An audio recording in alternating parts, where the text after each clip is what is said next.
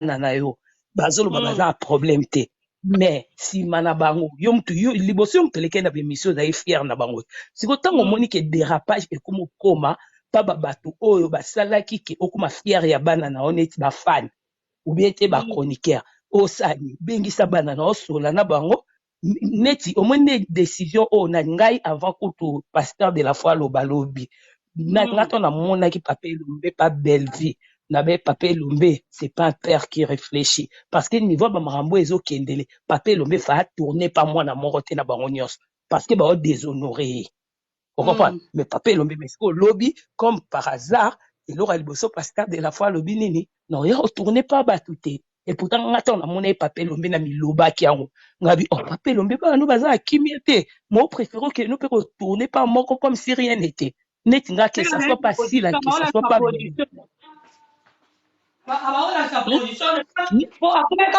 totikali passé derrière biso mais nga penza mutu na pesa responsabilité makambo nyonso ti ekomi boye eza papa elombe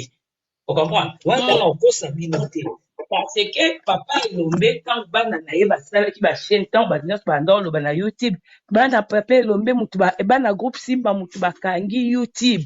tutu papa elombe aleka na bémission il était fier alobaki bakoko na ye famille libota bakoko na ye mais ntango ozomona bana na yo bazoloba baza problème te mais nsima na bango yo mtu yo liboso yo mtu eleke na bemission ozali fiere na bango siko ntango omoni ke dérapage ekoma okoma mpa babato oyo basalaki ke okoma fiere ya bana na yo neti bafani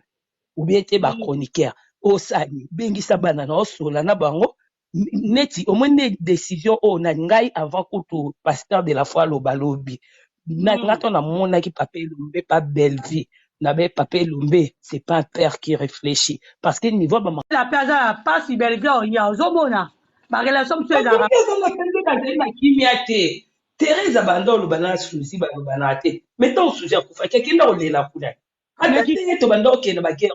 yo kasi so belle vie alalisi mutu besila alalisi moko na bango okete okenda ye yoka sikoyo mama allait toucher point moi bien Thérèse akele muninga kufi ntoka te ntongo muninga nde aza bomoya aza la pasi soki tokoki kotale nde ezalaka bien bokosenga na bapardon bokoki kosolola makambo ebele yake muninga akufi azoga te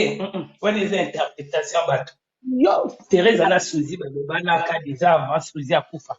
parce que omoni leki ya Thérèse oyo akufaka suzi akenda matanga wana so oteli na bavideo azala na Thérèse bavanda place moko jour enterrement